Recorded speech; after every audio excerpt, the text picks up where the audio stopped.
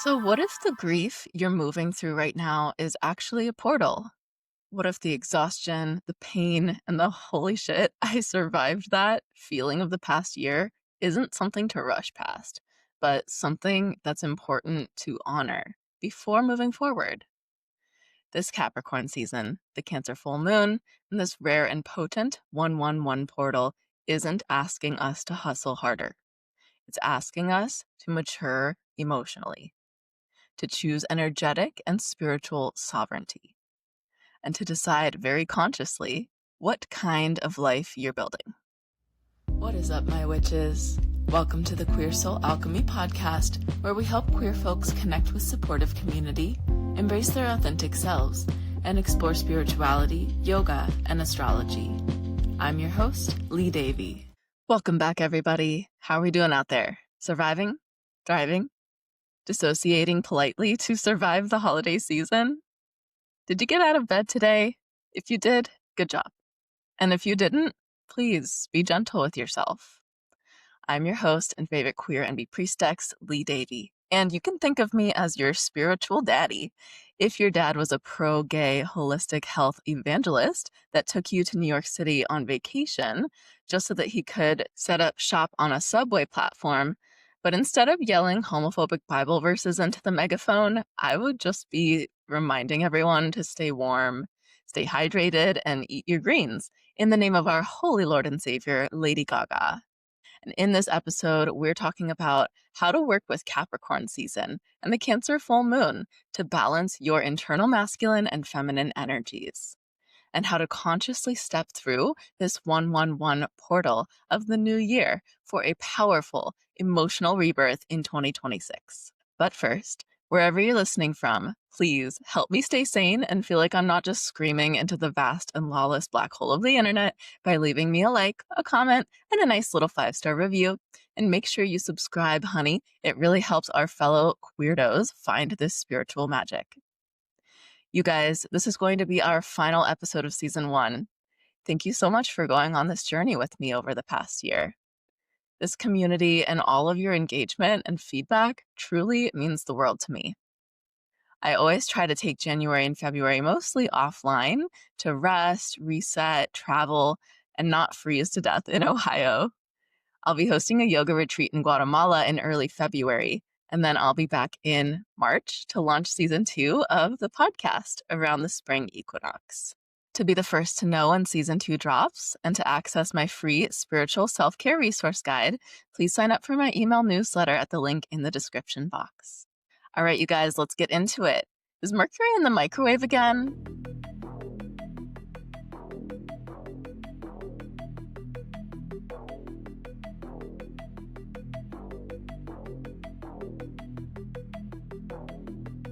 So no, y'all, luckily Mercury is not retrograde, but this moment in the stars is still astrologically loud.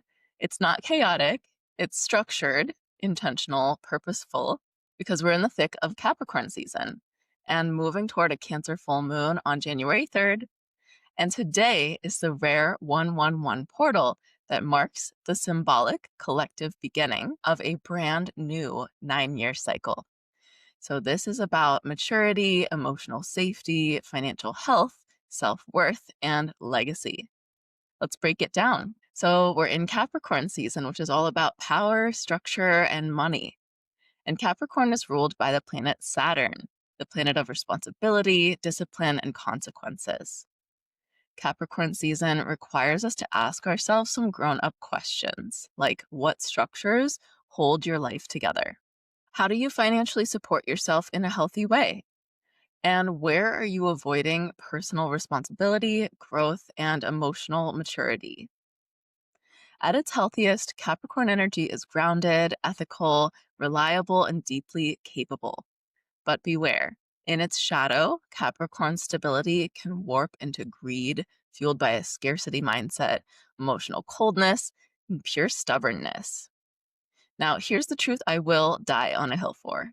Money itself is not evil, you guys, and you don't have to be poor to be spiritual. Money is energy, a tool. It's a neutral force that reflects our internal relationship with worth and safety. Money doesn't buy happiness, but financial stability does reduce stress. And spirituality should inspire us to have a healthier relationship with money, not shame us for wanting security, right? Yet we still need to hold this truth equally that nothing in the external world will ever fill the internal void of feeling disconnected from what each of us truly are at our core, which is love. Having our basic material and physical needs met certainly makes it easier to access that truth. So let's talk a bit about Capricorn energy.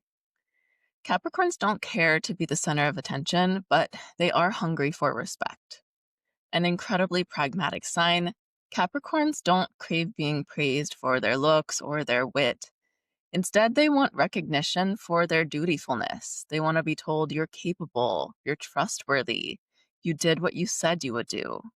Capricorn isn't trying to be admired necessarily. They're trying to prove something to themselves. So they put their head down, block out the noise, and keep moving forward until the work they do speaks for itself. From a young age, Capricorns may feel that their whole sense of worth is based on their ability to force their way through to the finish line. Ruled by Saturn, the planet of responsibility, lessons, limitations, and long-term goals, their ambition and drive to succeed is a reflection of their deep-seated fear of failure. Therefore, Capricorns tend to plow through adversity until they reach the goal, like a mountain goat steadily climbing up a cliff, one hoof at a time. They seek status, career success, and material wealth as forms of external validation to compensate for their general feelings of inferiority and incompetence. This is why Capricorns are often accused of being workaholics. Capricorns also have a highly developed moral compass, and they tend to follow the rules of tradition in order to maintain the status quo. They're masters of discipline, structure, and self-control, but that often comes with a relentless inner critic. Praise helps, not because they're ego-driven, but because it briefly quiets down that fear that they're not enough, or they're not doing good enough, or that they'll be exposed as incompetent or too imperfect. Capricorn doesn't collapse under pressure. Instead, they create diamonds to prove their worth to themselves. Capricorns feel most stable when they're in a position of power. They actually feel stressed when they have to cater to someone else's agenda. Capricorns want to be the ones to fix everything, and they always seem to take it all on, even when nobody asks. As the cardinal earth sign, responsibility and leadership is a Capricorn's natural state and love language. They're planners and protectors who possess an incredible amount of natural strength and endurance. But it can be lonely at the top. Capricorns can become so committed to self-sufficiency that they forget how to receive support. And like their sister sign Cancer, Capricorns can find it uncomfortable to simply relax and receive. See, that would require vulnerability and possibly being seen as weak, right? So Capricorn season asks us to build lives that are balanced. They're both strong and sustainable, where leadership doesn't require isolation and worth isn't measured by how much we can carry. All right, so we're right in the middle of Capricorn season, and we have this Cancer full moon coming up on January 3rd. So let's talk about Cancer energy and emotional sovereignty and inner parenting. On January 3rd, we have this Capricorn full moon that is directly opposing the sun in Capricorn. So Cancer is considered the mother of the zodiac, and Capricorn is considered the father of the zodiac. Where Cancer feels and perceives, Capricorn structures and acts. Where Cancer nurtures, Capricorn protects. Now, Cancer is ruled by the moon, which controls the tides. And so Cancer energy is deeply connected with large bodies of water, such as the ocean. And their emotions can ebb and flow like the tides. Cancer energy isn't dramatic for the sake of drama.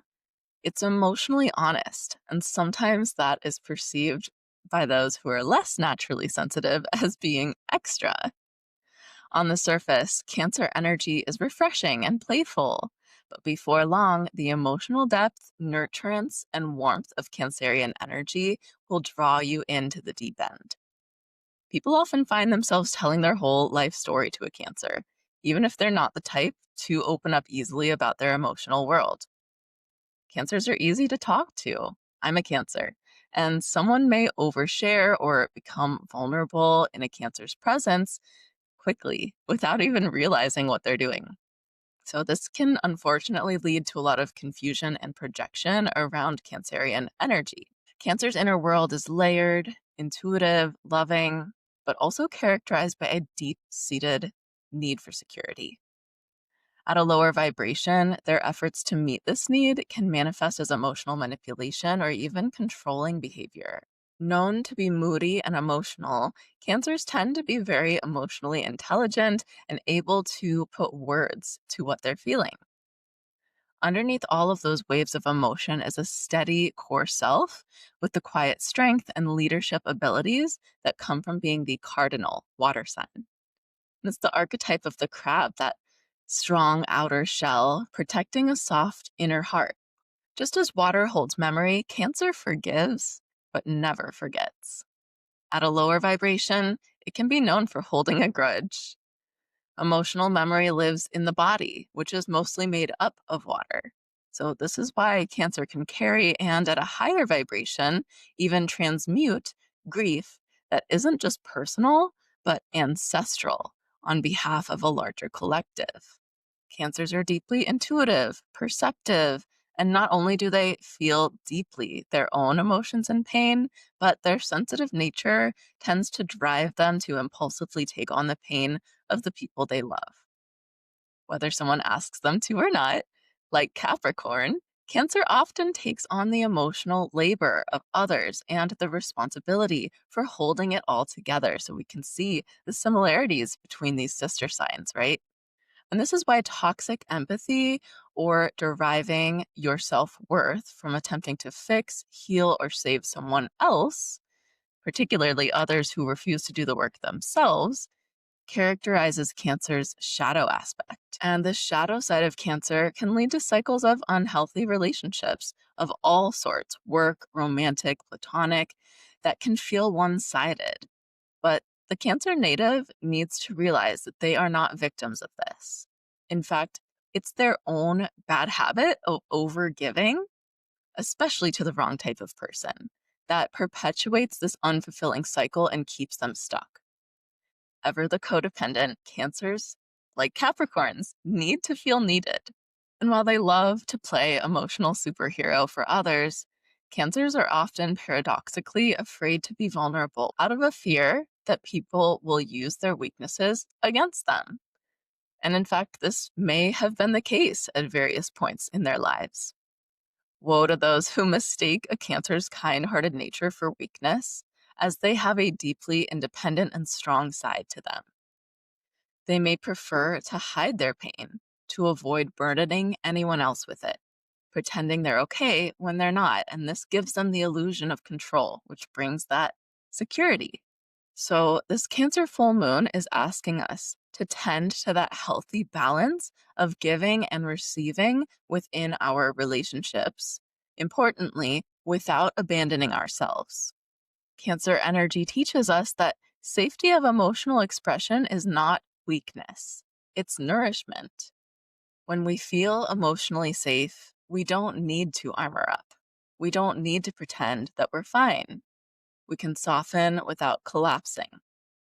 Contrasted with this energy of Capricorn season, this lunation invites us into emotional rebirth and sovereignty, the ability to feel deeply and also to support ourselves structurally, to create our own safe place within ourselves, to mother ourselves with care, to father ourselves with care, and to let our sensitivity be a source of wisdom rather than something we feel compelled to hide.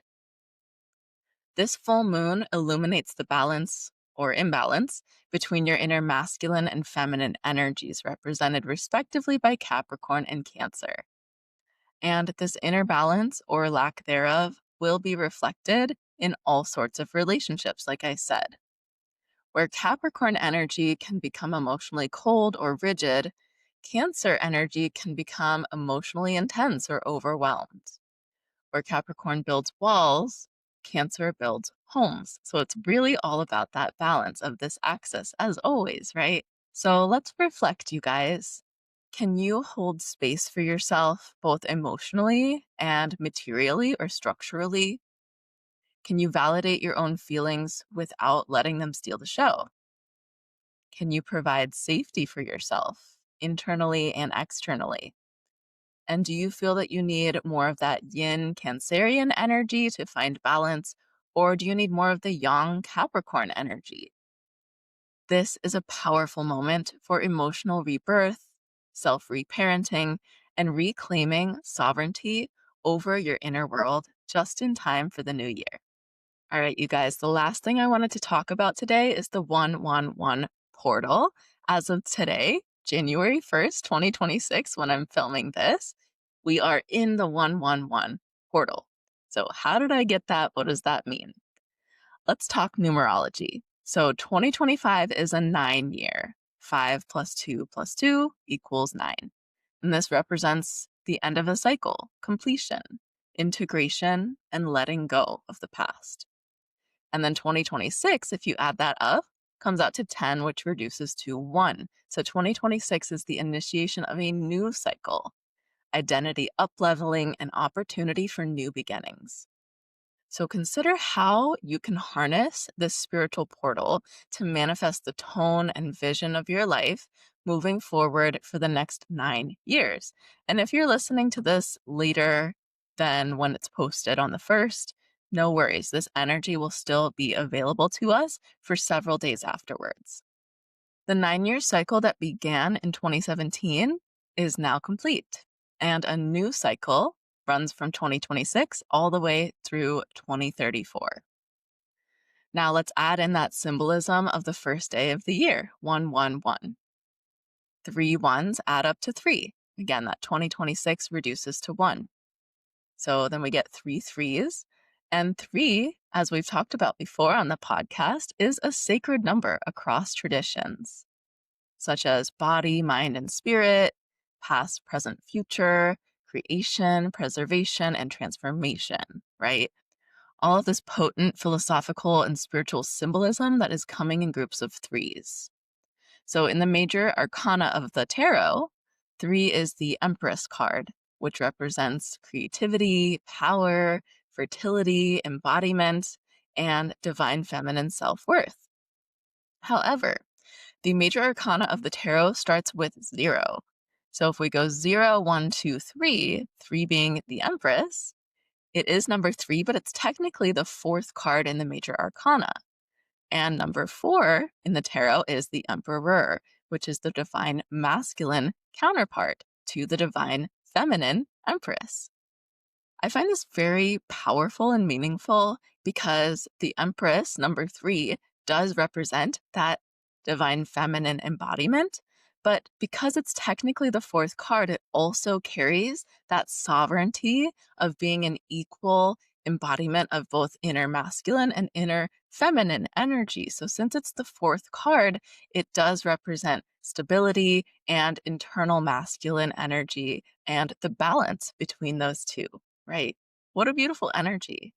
This portal isn't about manifesting a Ferrari or a hot girlfriend by next week, you guys. I wish. It's slow burn with serious undertones. It's about setting intentions and visioning for the next 9 years of your life. Who are you authentically becoming? And what do you truly value?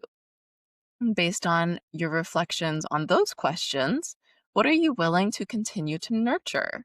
And what will not be coming with you into the next decade?